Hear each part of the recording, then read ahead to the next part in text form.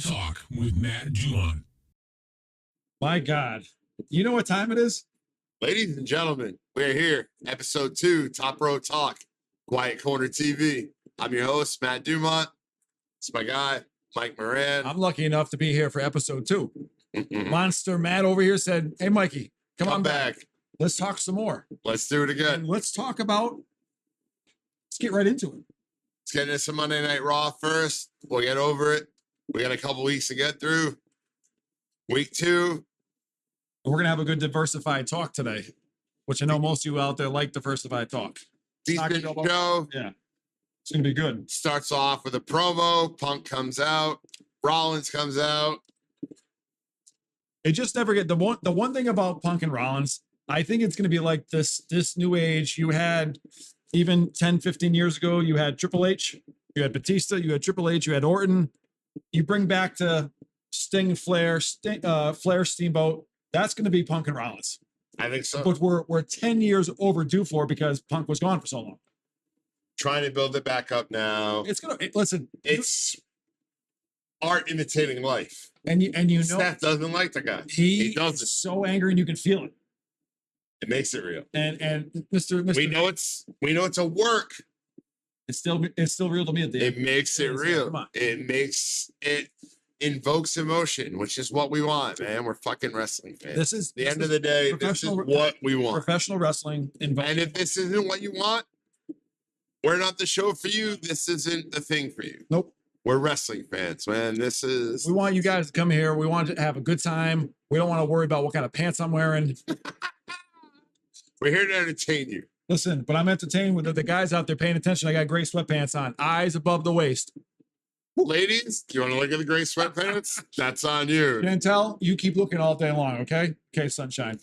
So with this promo, watch out for your beer, by the way. It's flowing. I'm going to say this. Melting a little bit. That was a good spin. Good spin. So I had one left over, a little Stone Cold beer from 2 weeks ago. And Matt says, I'm going to grab it. I said, absolutely. So we got a little ice build up in there, but it happens. But I promise you, Matt. We got it. You know what's good? Look at it. It's I don't even know what to say. This is Mount St. Helen over here. The next episode in 2 weeks, I promise you we're going to have some real American beer. I'm not trying to get them drunk, folks, either. We're just having a good time with this. See, you got to fire it back, old school wise. You all right? Oh, absolutely. Watch it. No, it's fine. No, we're good. All right, we're good? Yeah. All right. So with Punk and Rollins, it's going to go, I think the blow off is going to make it all the way to WrestleMania. There's no doubt this is going all the way. It's going to depend. We're got the first match at the Rumble. There's not a question about it. Phenomenal. They're both, if not a one-on-one, at least in the Rumble itself, because they both announced we're going to get the square off. We're going to get the square off. One of them is going to throw the other one out, which builds the match for Mania. Because they're not in the title picture. Neither of them are going to be. The craziest thing is, and I know we're going to bounce around. We're going to have some good time here. Have another sip of that beer. Yep. Who is going to win who is your, and I'm going to, because we're going to have a couple weeks off. Who's going to win the Rumble this year? Who's your pick? And we're going to talk about it right now. Who's my pick or who's the going ice to win? Coming out on that beer. Those are horses of two different colors. Who's my pick? Who's your pick? Who's going to win? Who's your pick? And then who's going to win? Let's see if we're going to call this right, folks. Who's my pick? Yeah. I think there's going to be a couple screw jobs in this Rumble. Just saying. I think there is because this Rumble is going to be highly talented. I don't want to refer to myself as a mark, but I'm a bit of an indie guy. If I'm going to make a pick, I want Jacob Fatu to win the Royal Rumble. Really? Yeah. That's your pick? So who's going to win it? If that's your pick, Jacob Fatu. All right. Jacob, my heart says the werewolf, man. Okay. He's the guy right now. All right. Like, who's going to win it? As much as it pains me. Now, I'll say this. My pick, I would love it to be, I know it's long overdue. I'd love to see Punk win it. However, there's two guys. Okay. Yeah, Roman Reigns. And you have Cena. And you set up a couple of scenarios. You could have Reigns, Rhodes, 3. You could have Cena versus either if it's Gunther or Cody Rhodes for a title. Just saying. I know we're gonna. Here's a better outcome. Okay, I want to hear it. The whole beef with the bloodline. Let me throw the real screwball in. Jay wins against Gunther Saturday night. Roman wins the Rumble. Oh boy, and then Now, not only is it for the belt, give me the Ulafala. I'm the fucking chief. Yeah. It's a nice turn. Do I see it happening? Probably not. But it's a possibility. I'd love it if that's the way they turn. This is the greatest thing about a show like this, is because it's legit two lifelong wrestling fans talking about stuff that can legit happen. And when we sit down and watch WrestleMania, we're gonna go like this. Or no. No. But okay, we like this too. It's a good pop night. We got a big pop going on. So So it's big. And it's going to be a great Rumble this year, because it's a lot of things. Like last year we knew. What do you want to finish the story? This year we don't know. There is no ending that we can predict. We right talked now. about The Rock. There's no main event. Because The Rock, right now there's we don't 100 questions. And I think that's all right. I think that the greatest thing about Triple H really doing this is because this year is a question. It's going to be in Vegas. It's going to be big. He said it's going to be big. If Triple H says it's going to be big, it's going to be big. Now, there's a lot of questions for like, what's the main event? Is The Rock going to stay now good Rock? No more heel Rock, which we all want heel Rock back. We were expecting Rock and Reigns. Now we're confused. And I'm okay with being confused going into WrestleMania season, because Royal Rumble starts it. As soon as the Rumble's done, it's WrestleMania season. Here's the next question. What do you got? There's 30 people that are going to hit that ring that night. We've got 10 or 11 announced. Surprise entrance. If you smell what The Rock is cooking, does my man show up and win a Royal Rumble? He's the boss. He's the final boss. He's the final boss. I mean, he is legit, and most of you wrestling fans understand this out there. Dwayne The Rock Johnson is a part of basically the board of directors for TKO. So when he was playing that heel Rock last year, and he loved to throw it around like he's the boss, he's the final boss, he could just pull himself in and say, you know what? Give me a nice number. I'll show up late. It's like when Batista won in 2014. Yeah, dump a dude or two. Yeah, that's win the match. And now I'm the main event at WrestleMania. And you have the people's title. Oh, by the way, there is an instant story. I'm a stockholder. I'm on the board of directors for the company that owns this joint. Right. And I'm your main event at your biggest event every year. I'm The Rock. I'm the draw. I'm The Rock. I'm the draw. I'm the people's champion, the corporate champion, everybody's champion. And this belt says it. And he wants to become an 11-time champion. Not a 10-time, 11-time. And in the process, jam up a guy that got in your way towards the end of your career and the peak of his. Who you've had a couple of matches with. God, I love main event matches, WrestleMania matches. I love WrestleMania. You and I were there. 29. New Jersey. Who won it? Huh? Not the guy you can't see. Can't see me. Yeah. And he's got. Saw him staring at the lights that night. 3 count. That's what I'm talking. Center of the ring. Right. So, as we're in this episode, we are bouncing around a little bit, but I want to rewind a little bit back, and I want to talk about when we were a little. When I was a little Hulkster. Little Hulksters. And you were a little. What were you? First favorite guy, JYD. Thump. Huh? The headbutt, the power slam. He came to the ring to Another One Bites the Dust by Queen. Yes. Before licensing deals, when that shit was cool. Yeah. Cool song. Something about that guy got me. I was 5 or 6 years old. Here's where, and I was going to say, not to interrupt you, but here's where the 80s really came out for guys like us. It's because they came out to rock and roll music. And that's why even in 2025, what do we listen to? I'm gonna pump that all day. I'm gonna pump Voodoo Child. I'm gonna pump Real American. Yeah, I'm pumping WWF entrance music. And then you have like a JYD like that who was charismatic. He didn't do a bazillion moves in the ring, but he got the crowd into it. He was over. He was over. That's what we call over. The term over. Right. He put, as Dustin would say, he filled every 12 inches. There was a butt in the seat every 12 inches, baby. That's Put what he did. asses in seats. Put asses in seats. That's all you got to do. Obviously, we had talked before everything started rolling, like what was our best moment as a kid that made us love wrestling? And I'll say First draw.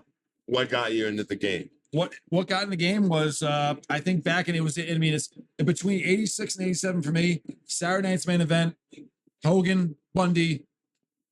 Hogan had just taken on Don the Rock Morocco, and Bundy, as Gorilla Monsoon would say, Pearl Harbored him in the corner and broke his ribs, setting up WrestleMania 2.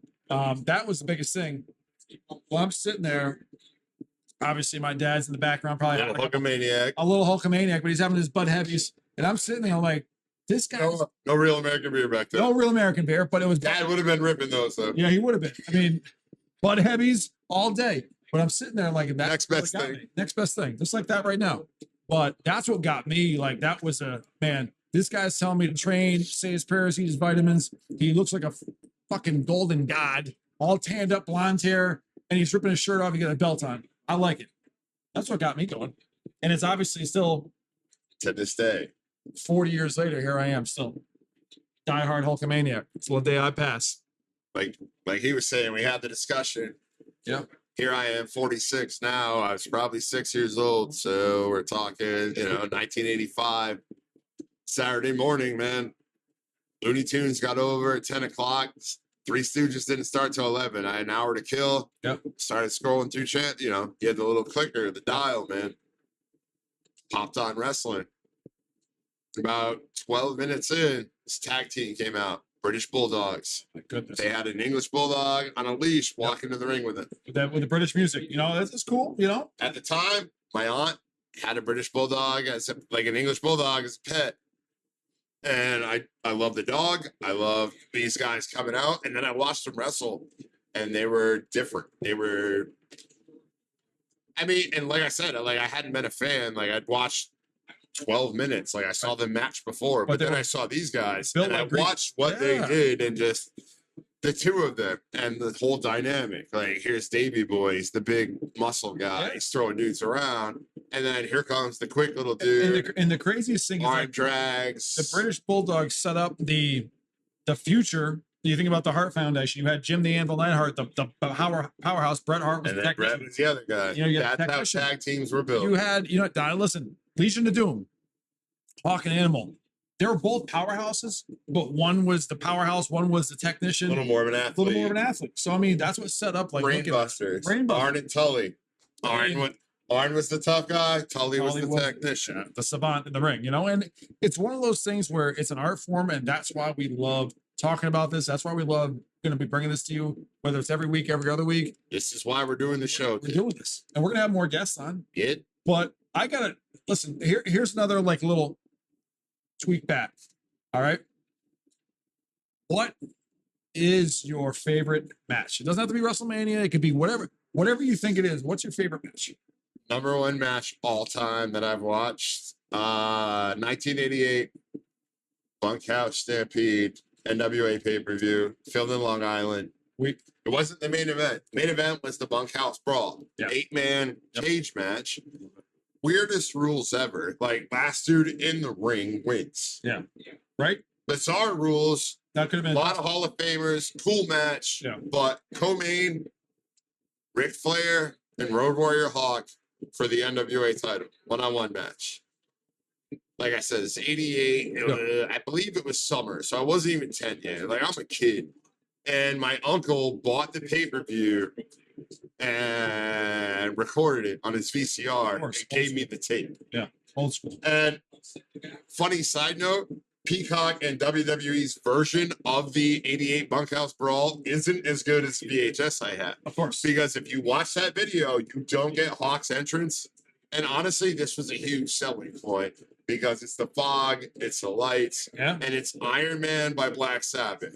And then here walks out Road Warrior Hawk, shoulder pads on, the spikes. And this dude's 6'2", 6'3", almost 3 bills, gassed up. Like, hey, they all were then. Beyond belief, sweating this already. dude was just he was a cartoon character in real life, yeah. like the reverse mohawk, like Yes. the 2 strips, paint on his face, just baddest cat going. And he went 20 minutes with the greatest wrestler in the history Right of the there. He's right here. planet. Talking about Space He's Mountain. there. He's there. And he's all over these walls. This is what I'm saying. We like, love him in more the- than we love most people on earth. Right. And then we're talking about the 80s. Like, I know I reposted one. It was the Battle of the Belts. This was Valentine's Day 1988. Yep. Okay. Ric Flair comes out. He's in Orlando. He's in a gym. He comes out Easy Lover with Phil Collins. I sat there and I literally hit, it was a minute long. I probably on my way to work, watched it 15 times in a row, cranking it up, thinking I was an H. You sent it to me and I watched it That's what I'm like 3 saying. I times. was like, this was amazing. Like the 80s, we can say what we want. Our parents know what we're talking about, but the 80s was by far the golden era of WWF, NWA, AWA. It is literally the gold era. No doubt. It's what we grew up on. It's what made us fans. It's why we're doing this show. 1000%. So adding to like what got us, it was just like I said, they were all superheroes to us. How do they look that big, even though they just went to the gym and worked out? It's crazy, right? Yeah. I mean, I'm gonna add I'm gonna segue into my favorite match of all time. It's newer. Okay. I think you're gonna, as soon as I start talking about it, you're gonna get it. Sure. Because here's the deal. I'm gonna bring it to 2002. I think you know what I'm gonna say, and I think you're gonna be okay with it. My favorite match, and it's gonna be a little, hey, you know who my favorite wrestler is? It's gonna be Hollywood Hulk Hogan versus The Rock. Because WrestleMania 17. 18. 18. Toronto, Yep. Canada. You have all those old school fans that once finally, Vince bought WCW. They absorbed everything. They brought everybody in finally, and Hogan, Hall, Nash came. The NWO came. It was cool. But you realize the buildup to Rock and Hogan. Hogan was trying so hard to be the bad guy. And I remember sitting, and I will never forget this, and I'll break this down to you. I'm watching this. Jay Varno, who's gonna watch this, and he's sitting there, and everybody's cheering The Rock. And I'm the lone Hogan fan in the house. I'm like, something big's gonna happen tonight. Smell familiar to you? When there was a tag match, it does smell familiar. So you have Rock and Austin versus Nash, Hall, and Hogan in Chicago the week before WrestleMania. Yeah. All right. Hogan hits the boot, drops the leg, the crowd pops. Now, any normal wrestling fan says, all right, that's one of the main events. So Rock's going to go over on Hogan. But the crowd popped for Hogan doing the old school big boot leg drop. So I'm like, all right, I'm going to be the lone Hogan fan in this house cheering. And then the crowd changed. And what made me really fall in love with the match, by far, Hogan is not a technician at all. I know. No, never has been. But not as good. That match with The Rock showed how great Rock was. But Hogan actually told Rock, listen to the crowd. And they both flipped. Now, I will say this. Would I have loved Hogan to win 10 more championships? Yes. Was he in his late 40s? Yes. Was he in great shape? Yes. Should The Rock have won over? 1000% yes. I think you should. I'll disagree with you. But I mean, that 2002 run Hogan was all nostalgia to me. That night, no way. If Dwayne's you going watch, over. It came He's up not going over. It came up on Instagram the other day. This is by far the greatest crowd reaction of all time. It was Rock hit him with a rock bottom. Before they locked up. I mean, just the whole thing with the crowd when they're hot. They're staring at each other, and then the crowd's just going bonkers, and they Hogan, won't look away from each other. Hogan hit with a couple of his moves, and every time the Hogan, it was over right then and there. Oh. Hulk had to win. He had to win. And I was because at the end of the night, what is the goal? Send them home happy. And Dwayne winning sends them home pissed. And sends us home pissed at home watching that. The thing is, it's I spent $40 to watch this great beat Hulk Hogan. Yeah. And the craziest thing as much as we love The Rock. When we look at Triple H and Jericho talk about their main event, they're they should have went on last. Because they all said, how could they follow that? Yeah. They didn't know that was going to happen. Yeah. But they went with it. The crowd told that should not have been last, clearly. Let them go for the belt and then let those two. Because it literally was Hogan didn't realize there wasn't a bigger match in It might not have been a bigger match since. It would have been, if you think about it, if Austin, and I think Austin probably would have went over on Hollywood Hulk Hogan. He wouldn't have went over on Hulk Hogan. He would have went over to Hollywood Hulk Hogan. If Austin would have been not so scared of his legacy, Hogan and Austin at WrestleMania 19 could have happened. But he didn't want to lose. He's like Piper. He's like Roddy Piper back in the 80s. He didn't want to lose to Hogan clean because he thought that was gonna crush him. So the craziest thing is like now we're in 2025 when we're watching all these documentaries and we listen to these old guys talk. They were so worried about losing money. So irrational. And you're right. And Hogan, listen, again, we're gonna see what happens on Saturday night's main event, how the crowd reacts. Hogan was a businessman. And I still is. is. And he still is. And to this day, clearly he's still doing well. with the chain at 71 years old, you know. Hard to argue. It's hard. Like I'm still always. I'll start a beer brand. They're gonna back my beer now. Think about that. Holy shit! I mean, they came up. I think the other day was like the number 2 favorite entrance song besides Stone Cold was "Real American." Okay, he came up with "Real American Beer." I'm like, that's so easy. I'm like, why didn't you think of this years ago? You know, Stone Cold has his beer. He hardly advertised it. It's delicious IPA. It's light. You can drink it out of. You don't have to pour it into a can like my boy Brad and Brian. They gotta pour their IPAs. Nope. You can just drink that right out of right out of the cup. Free advertising. Yeah, Stone Cold. Broken Skull. Phenomenal beer. It's an IPA, but it's a light beer. There we go with my Coors. Don't worry. Next time, again, Real American Beer is going to be on here.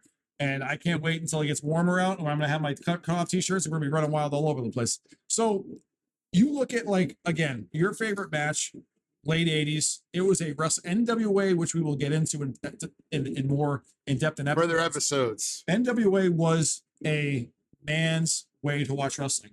WWF was all about, Vince was like, I want to make this global. I want to kid friendly. I got it. You know, merchandising. Crockett was men. Wrestling. So I get it. To me, the late that 2002 run, 2003 run by Hogan was nostalgia, but realizing that how well he did in the 80s, the fans all wanted Hogan back. So we had, I mean, you and I mean, we have a match that we sat at a couch, we watched it. WrestleMania 24. I'm just going to say it. I watch it at least once a year. Watch the whole thing from start to finish. I know the result. I know exactly how it's going to end. And when Sean looks at Rick and says, I'm sorry. I love you. And then hits the kick. The chin. And pins him. And the craziest thing is like, again. And clearly not his retirement match. Clearly, the H has been back. A year and a half ago. Thank you, Conrad and Double J, for putting that together. You know, it was a great. A lot of love. It is one of those things. What I'll say is like that match for an old school wrestling fan. You know, Flair hitting the cross body off the top rope never happens. Remember, I said that. I'm like, wait, he could win. Shawn Michaels as a performer, as a wrestler, is Ric Flair 2.0 when it comes to telling a story. They are 1 in 1A. They are 1 in 1A. And I will say that. Sure. And that was literally what I thought about in that match. It's like you and I were sitting there, 2008, WrestleMania 24, living room. You know, we had a couple people. And a couple people that didn't get it until they saw our faces. Like, what not the hell just happened? They were fans. We were there watching greatness, realizing we're watching 2 of our heroes go at it. And one of them and his career. The craziest thing is, and I wish like that you have guys like I had, you know, Jesselyn, if you're watching, I love you to death, Sunshine, as a little easy. My grandson's at home. My dream was always be a wrestler, but I look at like how their lives are. You know, Hogan, Flair, like they're in their 70s. Thank God they're not in the ring. Hogan, he can't be in the ring, but Flair's trying to do one more match. I hope not. The last one wasn't good. I look at like Cena. I look at Cena, Rock, Roman Reigns. These guys are going to eventually like Roman's going to be the next one's going to go to Hollywood. They're going to take care of their body. Rock leaving in 2003 was the best thing for his entire life. Stone Cold leaving in 2003. Look at him still doing his thing, and he's been gone. And he came back and had that match with Kevin Owens at 38. Great, and he looked great. Kevin made him look good. That's what he's supposed to do. And the craziest thing is like our people we grew up with, the guys, the wrestlers. I mean, craziest thing is listening to stories like Jake the Snake before Scott Hall passed of what they used to do every day. It's mind blowing the amount of stuff they did to their body. And then go to work. And then go to every work. And then got to hit the gym like every night. you know. And like the guys now, listening to you're working twice a week at best, and you're getting paid $10,000 a week, and you're like the low scale. Sit at home, play your Xbox. The low scale WWE guy is making what, $500,000 a year, somewhere around there, right? Now that's with minimal TV time. I will say this, and I hope down the road. Now Chantel's cousin is Alicia Edwards, right? And who's she married to? Davey. Eddie Edwards? Or Eddie Edwards, excuse me. Okay, the system. Not Davey. Trust the system. So it's crazy where we have a conversation like we'll talk wrestling, and they're like, I would try to play it off when I first met them, like I wasn't a huge wrestling fan. I would say to Mark, I'm not a wrestling fan. But literally, like I'm sitting there with these guys and I'm like talking, I'm answering everything. I'm talking about TNA, IWGP, everything like that. Looking at me, I'm like, how do you know all this? I'm like, because I love wrestling. And I know that you were TNA champion back in the, 10 years ago. So the craziest thing is like every contract, we're talking about money wise, like TNA, IWGP, AEW, WWE, they all have different contracts, but they're still making money. And going to these shows, whether it's WWE, GCW, shout out Brett Lauderdale. Love your product. These guys are really going at it, and they're selling us a product that we love to watch. I'm a fan of all forms, man. Like GCW, I love deathmatch wrestling. I don't know what the draw is. I dig the violence. I love what they do. Matt Tremont, you're a hero. What's the guy? Is it Gage? What's his name? MDK all fucking day. Nick Gage. You are the god, man. Crazy motherfucker. Another one I appreciate a lot. He took on Jericho, last year? In AEW? On AEW. Sliced him up with a pizza cutter on television.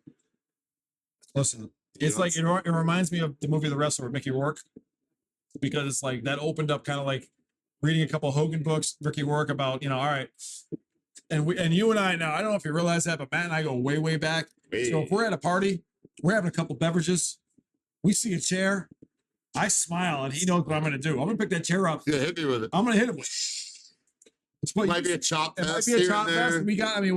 Once we get going, we're gonna have like little clips of us beating each other up. Wake up, a little bruising. But you see these guys like literally to entertain us, entertain the people who are watching right now. They got their razors in the wrist, and I say, "All right, Matt, hit me." And then you realize that over the years, when they put their hand up and they roll over, and you see their other hand go up, and they wake up and they get up, busted open. You're like, "Oh my god!" It's crazy reading books like that's what they do. Or Hogan would have them in his mouth, spit it out. He said he was going out one day. I know Hogan has the stories, but he said he was out to dinner with his wife and he forgot he had the razor in his mouth for 2 days. Kind of weird. I don't know if that's true, but these guys like entertained us. But you think about Dusty Rhodes, Ric Flair, Triple H, his forehead, you can just see him just carved up. That scar tissue. All of them, man. Like the best bleeder in the game was Ric Flair. All he had to do was like punch himself and he just started bleeding. It was nuts. I mean, this is all about. For our entertainment. As fans. What? 60-minute man. I mean, again, this is why we're on here. We're talking a big game. We're talking about the things we love. And this was just episode 2. That's it. Ton more in store. We have like a bazillion more in store. Because the thing is, it's like, I appreciate the monster over here, Matthew Dumont, bringing me on. But it's one of those things, we have more fans, more wrestling heads like me that are going to be joining us. And I can't wait till we have a 3-way, a fatal 4-way. Oh, a little round table. We got it. About stuff. It's all in store for you. The Quiet Corner TV, Top Rope Talk. Where wrestling fans can be wrestling fans. Till next time.